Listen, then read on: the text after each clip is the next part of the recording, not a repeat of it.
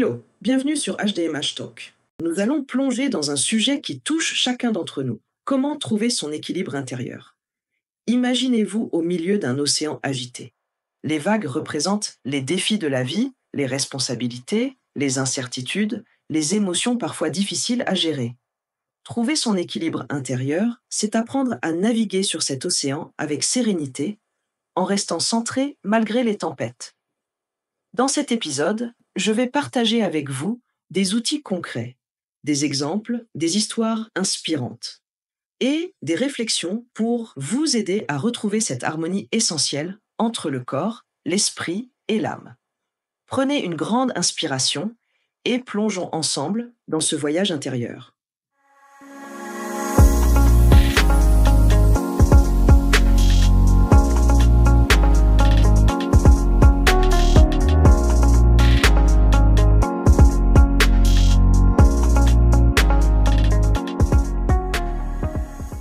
Comprendre l'équilibre intérieur, une harmonie corps, esprit, âme. Pour commencer, qu'est-ce que l'équilibre intérieur? Je vais vous raconter une histoire personnelle. Il y a quelques années, je traversais une période particulièrement difficile. Mon esprit était envahi de pensées négatives, mon corps épuisé par le stress et mon âme semblait vide. C'est en prenant conscience que ces trois dimensions, le corps, l'esprit et l'âme, étaient interconnectés que j'ai commencé à retrouver mon équilibre. Le corps, c'est notre ancrage dans le monde physique. Lorsque nous négligeons notre santé ou ignorons les signaux de fatigue, cela affecte tout le reste. L'esprit, c'est notre mental, nos pensées et nos croyances. Un esprit agité peut créer du chaos intérieur. L'âme, c'est cette partie subtile de nous qui aspire à un sens plus profond, à la connexion avec quelque chose de plus grand. Prenez un instant pour réfléchir. Laquelle de ces dimensions avez-vous tendance à négliger dans votre quotidien? Peut-être est-ce votre corps que vous surchargez sans répit, ou votre esprit qui tourne en boucle sur des inquiétudes. Identifiez cela comme un premier pas vers l'équilibre. Prendre soin de soi, corps, esprit et âme. Écoutez son corps. Un jour, une amie m'a dit « Ton corps est comme un enfant, il te parle constamment, mais tu dois apprendre à l'écouter. » Et c'est vrai, lorsque vous ressentez une fatigue constante ou des douleurs inexpliquées, ce sont souvent des signaux que votre corps vous envoie pour vous dire qu'il a besoin d'attention. Par exemple, imaginez une journée où vous êtes tellement pris par vos obligations que vous sautez le déjeuner ou mangez sur le pouce. Résultat, une baisse d'énergie qui affecte aussi votre humeur. Essayez ceci. Chaque matin, prenez 5 minutes pour scanner mentalement votre corps. Demandez-vous, de quoi mon corps a-t-il besoin aujourd'hui? Cela peut être aussi simple que boire un verre d'eau ou faire quelques étirements.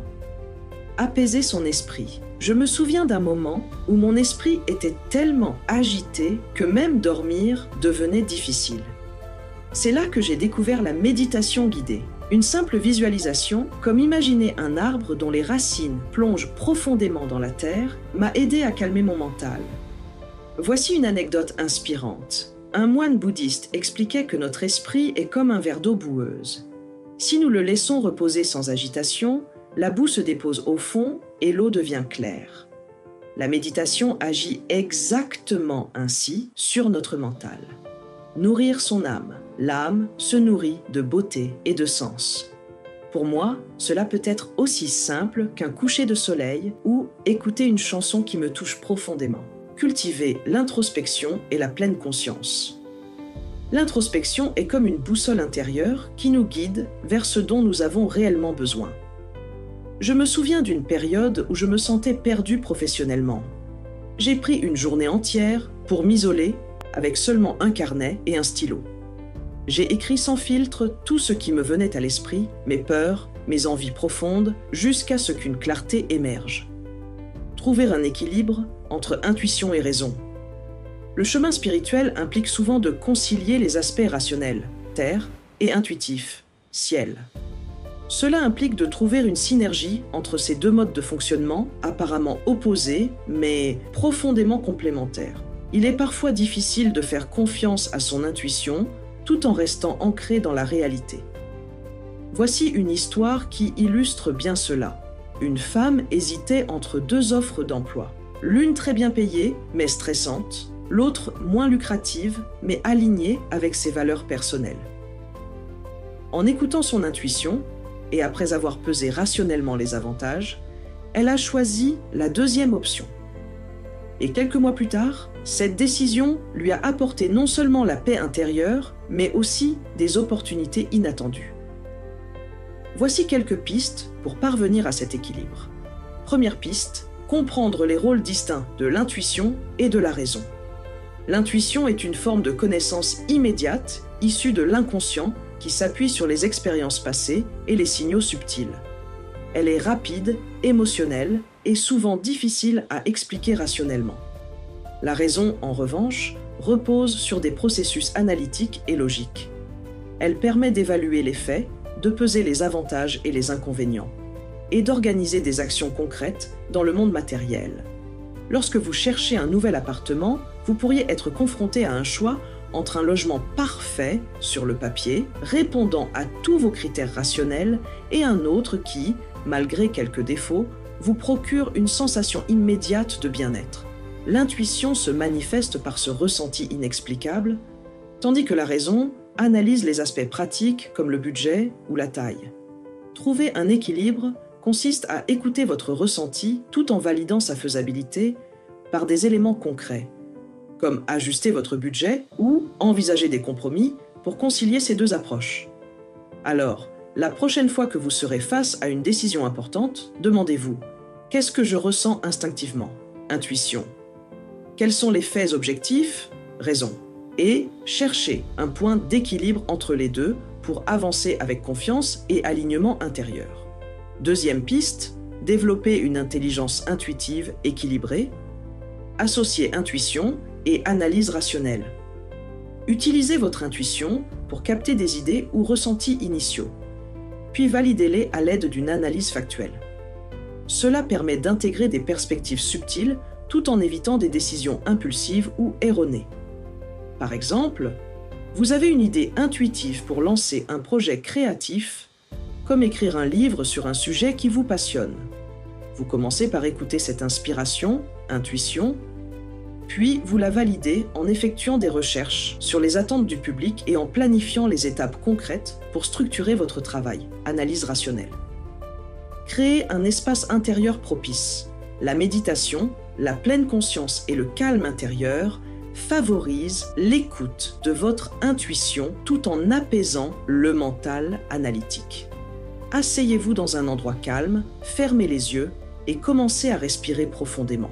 Au début, votre esprit est agité. Des pensées sur vos obligations et vos problèmes surgissent sans cesse. Mais peu à peu, en focalisant votre attention sur votre respiration, le calme s'installe. Dans cet état apaisé, une idée claire émerge soudainement. Une solution simple à un problème qui semblait insurmontable plus tôt dans la journée. Troisième piste, pratiquez une approche pragmatique. Écoutez son ressenti corporel. Le corps est souvent un messager intuitif. Apprenez à reconnaître ces signaux comme un complément aux données rationnelles. Alternez réflexion et lâcher prise.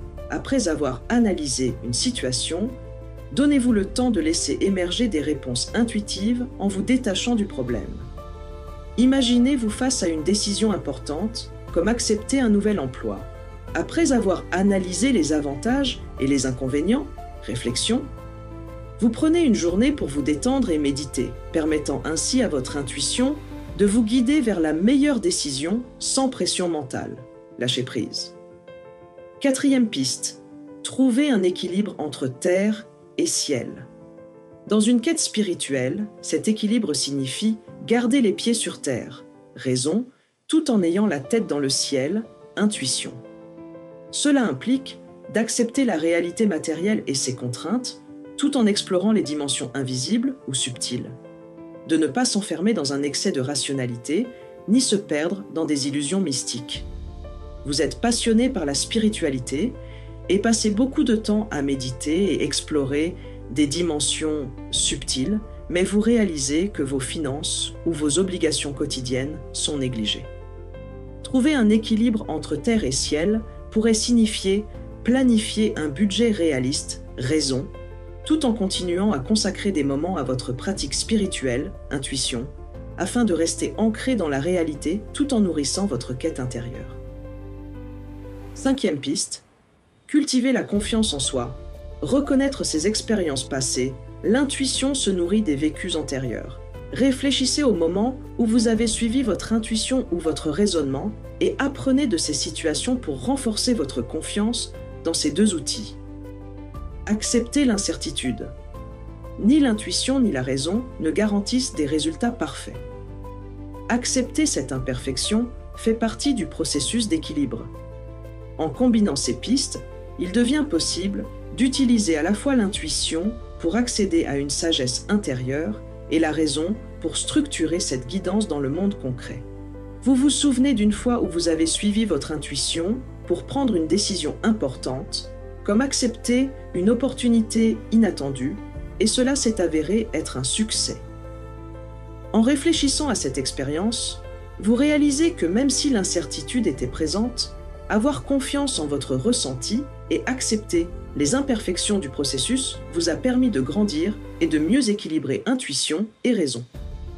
De plus, des signes comme une absence de conflit intérieur ou des synchronicités, comme tomber sur une opportunité au moment parfait, renforcent cette harmonie, tout comme une sensation d'expansion intérieure qui vous donne l'impression d'être sur la bonne voie, fluide et alignée avec vos objectifs profonds. En résumé, lorsque l'intuition et la raison travaillent en synergie, elles produisent des décisions qui sont non seulement logiques, mais aussi profondément alignées avec votre être intérieur. Cultiver cette harmonie nécessite une pratique régulière de réflexion consciente, d'écoute intérieure et d'analyse rationnelle équilibrée. Adopter une hygiène de vie holistique. Cela consiste à prendre soin de soi dans toutes les dimensions de son être, physique, mental, émotionnel et spirituel. Cette approche globale vise à harmoniser le corps, l'esprit et l'âme pour un bien-être durable. Voici les étapes essentielles pour intégrer cette philosophie dans votre quotidien. Première étape, prendre soin de son corps. Consommer des aliments frais, variés et non transformés, comme des fruits, légumes, noix, graines et céréales complètes. Privilégiez les produits bio et de saison pour un maximum de nutriments. Buvez au moins 1,5 à 2 litres d'eau par jour pour maintenir votre énergie et favoriser les fonctions corporelles. Pratiquez une activité physique modérée au moins 150 minutes par semaine, marche, fitness, natation, pour renforcer votre santé physique et mentale. Établissez une routine de sommeil régulière en dormant au minimum 7 heures par nuit. Créez un environnement propice au repos en limitant la lumière et les écrans avant le coucher. Deuxième étape, cultivez la sérénité mentale et émotionnelle. Intégrez des pratiques relaxantes comme la méditation, la respiration consciente ou le yoga pour réduire l'anxiété et améliorer votre bien-être émotionnel. Tenez un journal pour exprimer vos pensées, fixez vos objectifs et cultivez la gratitude. Cela favorise une meilleure clarté mentale et une attitude positive face à la vie. Accordez-vous des pauses régulières dans votre journée pour vous recentrer et éviter le surmenage. Troisième étape, nourrir son esprit. Prenez le temps d'apprendre ou de découvrir de nouvelles choses, que ce soit par la lecture, des formations ou des activités créatives. Cela stimule l'esprit et nourrit votre croissance personnelle. Explorez des pratiques spirituelles qui résonnent avec vous, prière, méditation ou contemplation, pour renforcer votre connexion avec vous-même et le monde qui vous entoure. Quatrième étape, s'ancrer dans son environnement. Passez du temps à l'extérieur pour profiter des bienfaits apaisants de la nature. Cela aide à réduire le stress et à se reconnecter à l'essentiel. La nature offre une source inépuisable de paix et d'équilibre. Passer du temps en forêt, près d'une rivière ou simplement marcher pieds nus peut aider à se reconnecter à soi-même et au monde naturel.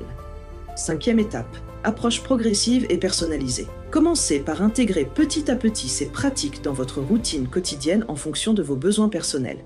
Chaque effort compte et contribue à un bien-être global durable. Une hygiène de vie holistique repose sur ce qui a été dit précédemment, alimentation corps, esprit et une attention particulière portée à votre équilibre émotionnel et spirituel. Cette approche globale vous permet de vivre en harmonie avec vous-même, tout en favorisant un épanouissement durable. Acceptez le changement comme partie intégrante de l'équilibre. L'équilibre intérieur n'est pas statique. Il évolue avec les défis de la vie. Apprenez à accepter vos imperfections, vos échecs et vos contradictions comme faisant partie intégrante de votre cheminement personnel. Accepter le changement comme une partie intégrante de l'équilibre nécessite un travail intérieur et une ouverture à la transformation.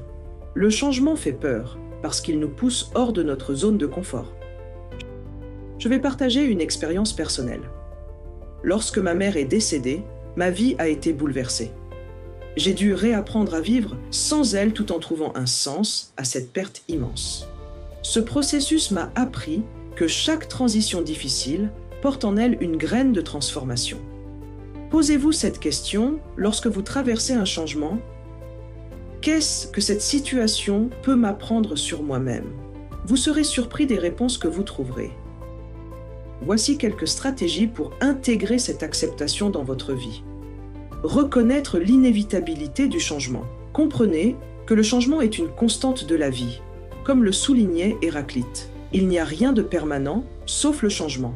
Accepter cette vérité universelle permet de réduire la résistance et d'aborder les transitions avec plus de sérénité. Voyez le changement, non pas comme une menace, mais comme une opportunité d'évolution personnelle et spirituelle. Lorsque vous perdez un emploi, au lieu de voir cela comme une fin dramatique, vous pouvez reconnaître que ce changement ouvre la porte à de nouvelles opportunités, comme explorer une carrière plus alignée avec vos passions ou développer des compétences que vous n'auriez pas envisagées auparavant.